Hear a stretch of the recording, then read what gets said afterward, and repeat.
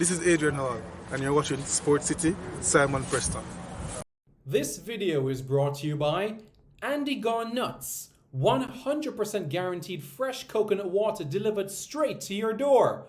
Call 876-309-6128. That's 876-309-6128. Refreshing and affordable. For more information, follow them on Instagram at Andy Gone Nuts.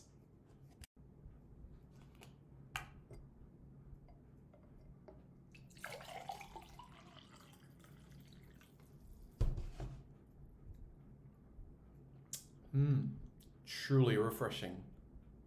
And Crumble by Mrs. C. Old English fudge and other delectable sweet treats. Call or WhatsApp 876-586-0471. That's 876-586-0471.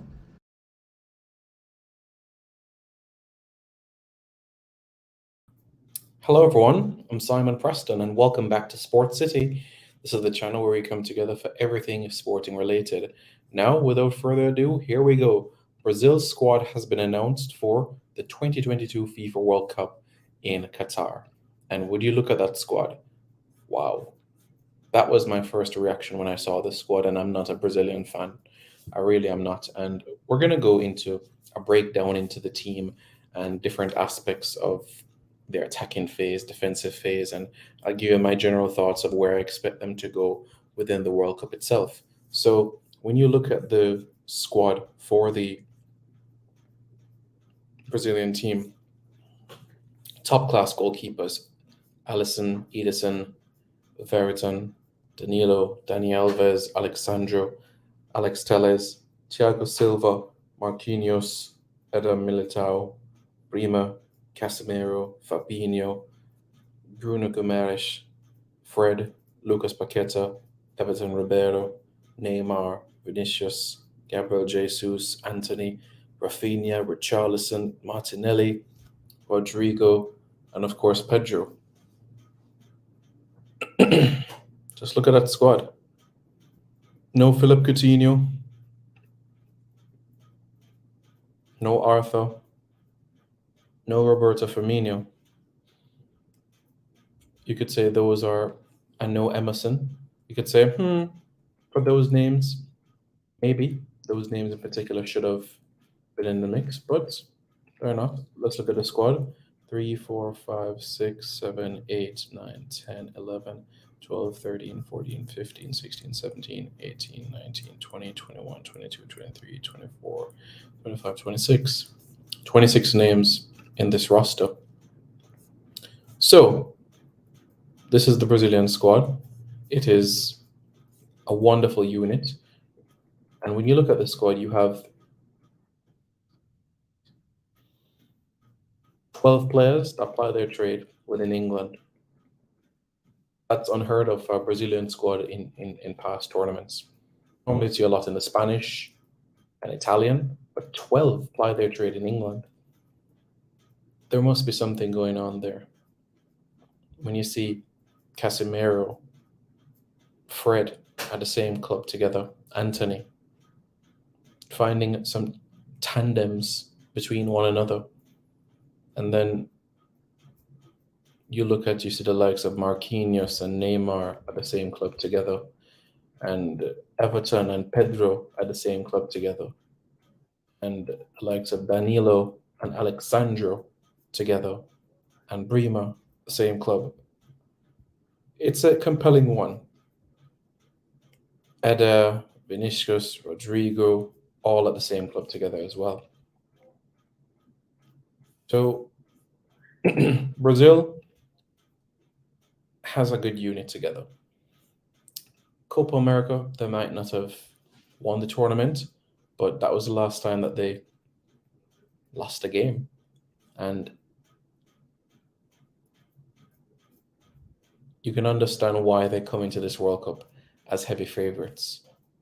So how do I expect the Brazilians to line up?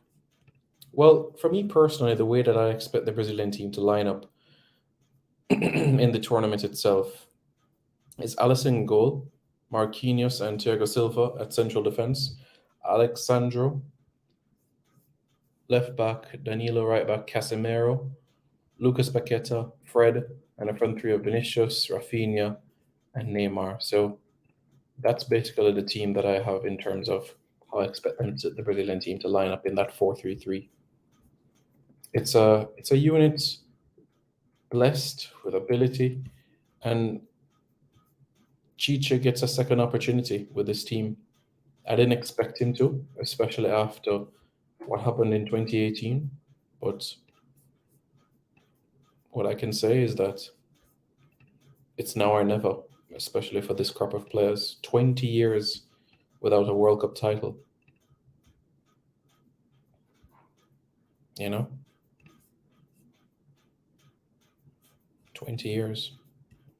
So it's been some time. It's been quite a bit of time for this crop of players.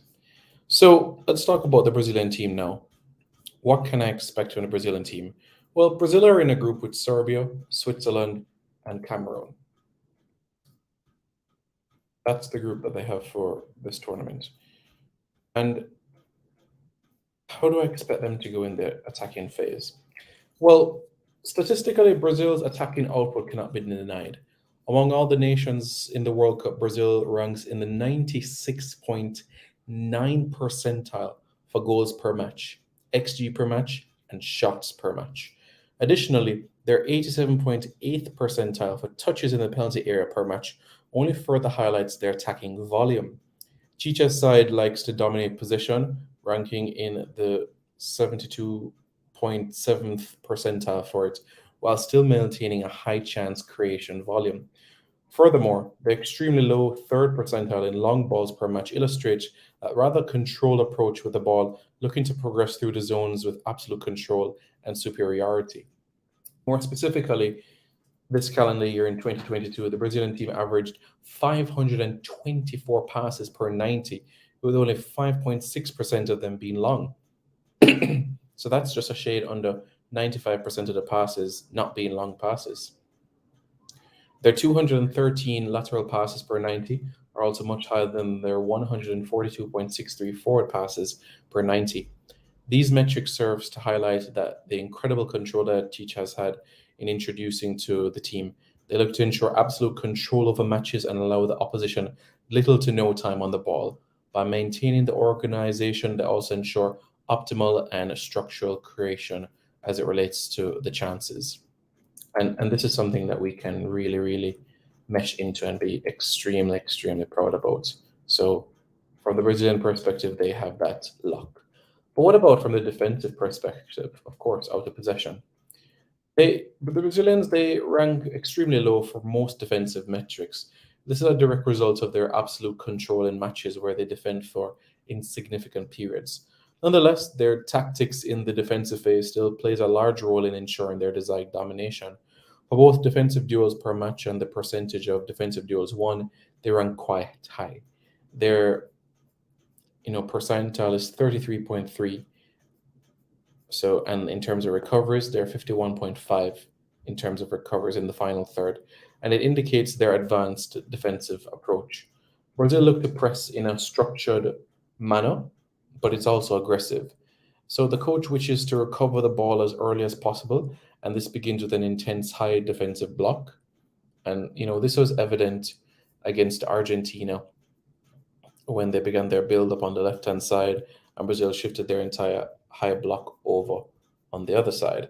The press is normally led by two players, and as the ball is played to either side, one player will pressure the center half, while the other tucks in on the other's defensive midfielder with their block moved over, and they adopt a man-to-man press and aim to keep the opposition from progressing into the midfield third. So this is something from the Brazilian perspective. What about their transition? Well, on the Cheats, they're maintaining an approach that is consistent. The transition to other parts of the field is key, and this is what something he has tried to implement for quite some time. Now, in possession, part of their organization is to ensure that they can immediately counter press and keep the opposition from countering should they recover the ball. Now, once the ball is lost, the players nearest to it will immediately prove and provide pressure while attempt to close off near passing lanes. Now, if the ball is not immediately recovered, the objective is to delay the opposition's attack to get reorganized defensively. So that's something from the attacking standpoint that we can really, really pen down on. What about the defensive standpoint? Well,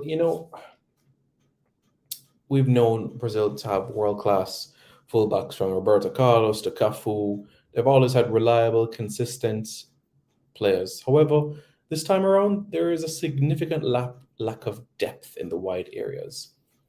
In the last national team call-up, Chicha opted for one right back and 5 centre-backs in the squad, with Eder being able to play as a right back if needed.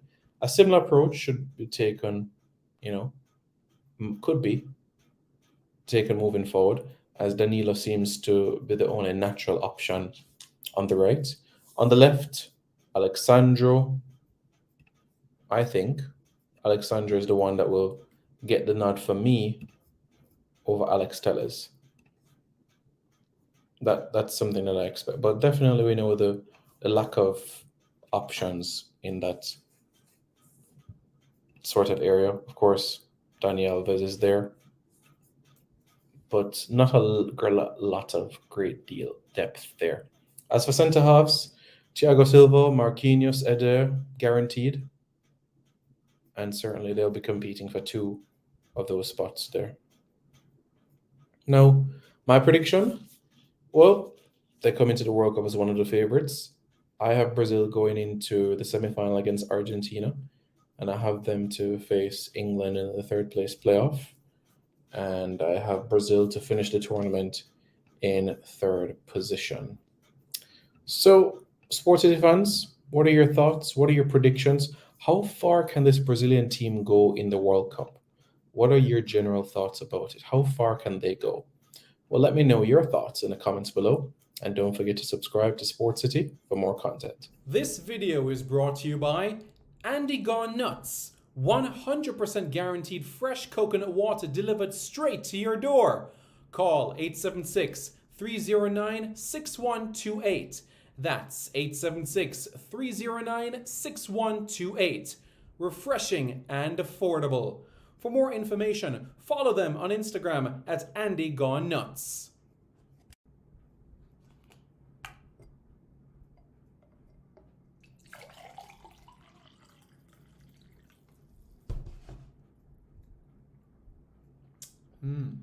Truly refreshing. And Crumble by Mrs. C.